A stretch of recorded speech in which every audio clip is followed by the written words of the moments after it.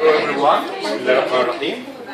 My name is Islam and I'm going to present the non-verbal communication today, and I have a very interesting example for the non-verbal communication.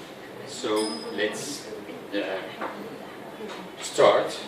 This is Prophet Muhammad sallallahu alaihi wasallam, and he is the greatest presenter in this non-verbal communication perspective. So I choose Prophet Muhammad, and I get the perspective very narrow to scope on this character and the non-verbal communication forms that he adopted, sallallahu alaihi wasallam.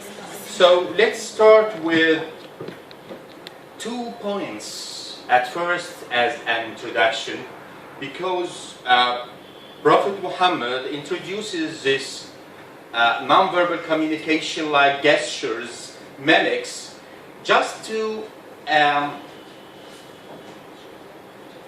make it concise and make it to the point and send this message very clearly to all the people, not only for Muslims, by the way, and it's for all the people of the world. Second is Prophet Muhammad brought this divine message by Allah into a form that people could hear, feel, listen, perceive, and even touch by the people. In this form he put it, in many other forms in non-verbal communication. Let's first say something about why we are using the non-verbal communication. According to the latest study in communication, we are using 35 of our communication in a verbal way, and 65 of our communication in non-verbal ways. So it's facial expression, tone of voice, movement, appearance, and the eye contact and gestures and posture. So this is the forms we use in 65 of our communication. After knowing why we should know what about the non-verbal communication, I tried to gather all the forms of non-verbal communication in 10 forms. So I added one form for this chart to be suitable for the character we use as an example. Let's have an idea about ways of talking. For example, poses, stress on words, and we're going to know how. Posture, like sloshing. Appearance, untidiness. Head movement, like nodding and shaking, and we're going to know the difference between nodding and shaking. Hand movement, like waving. Eye movement, like winking, and there's a very interesting story about winking. Facial expression, like frown, having this kind of expression on your face. Body contact, shaking hands. Closeness, invading someone's space, and we're going to have a chart for everyone's space. The social space, the general space, and the intimate space of every one of us. Sounds, like laughing. So let's start with these forms of non-verbal communication and have the example from the life of Prophet Muhammad sallallahu alaihi wasallam. Ways of talking, like poses, stress of words. One day, Prophet Muhammad was asked about who is the best among Al-Ansar, and he answered, sons of Najjar and sons of Banu Abdul Ashhal, sons of Sa'ida, sons of Al-Harith ibn al-Khazraj, and then he clenched his hand and threw it to the air, telling them that we are all good. So he used this nonverbal communication to express the goodness of all Al-Ansar, not only what he mentioned from the people.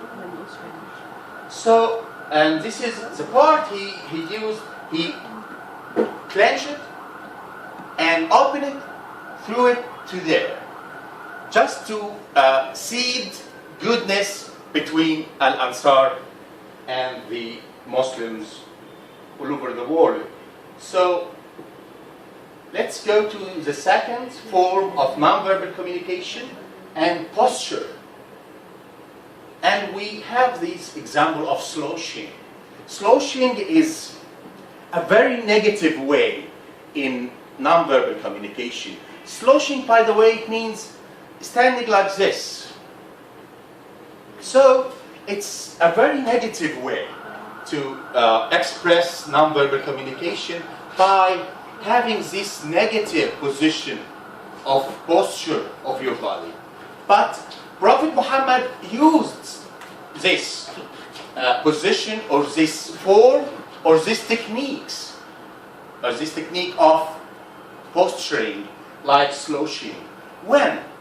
The amazing part is when he used this, when he was the winner and in the conquest of Mecca.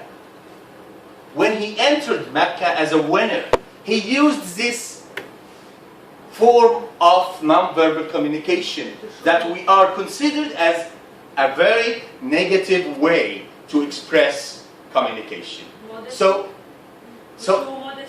yeah, because his beard was nearly stuck to his chest.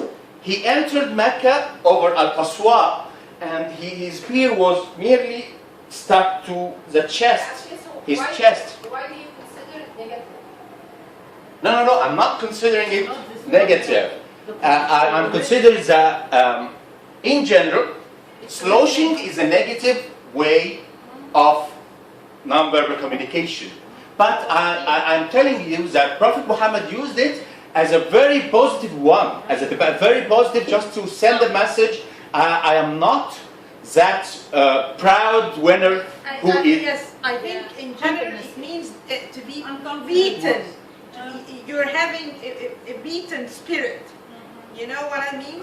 Yeah. Islam, I think it depends. Islam. Yes, and then Prophet Muhammad used it this way as a way of modesty. Yeah. To appear as a modest person. I think He's not Islam. pointing his daggers or his swords to anybody. It depends on the culture. Here, is it right? No. I think not, because this is a very international language. Because nonverbal communication, it doesn't depend on the culture or the language. It depends on the situation, the context, and the background of the individuals that they attracted the attention. So I have this example of sloshing. Prophet Muhammad, his hair was shoulder length and maybe over shoulder length. So when he entered Mecca as a winner, he had 3 bundles of hair, 2 in the front and 2 in the left, in the back. So when he did enter Mecca, he did like this, sloshing and picking the beard. So all the 4 bundles of hair of his hair was in front and to the camel, like this, in a modest way. Though he is the winner, though they expect him to revenge from what they did to him. It was a sign of peace then. Yeah. Let's have the appearance. He doesn't want to fight. And as the other form of nonverbal communication, the appearance and, for example, the untidiness. And one day, Prophet Muhammad was in a meeting with his companion, and a man entered the meeting with his hair untidy, with untidy hair. It was something like this. So Prophet Muhammad beckoning, just using his head, beckoning to the man like this. And the man is out from the meeting, go and tied his head and came back again to the meeting, and then Prophet Muhammad smiled and said, that's better than coming to us like a devil. So this is a very good non-verbal communication way to educate his companion.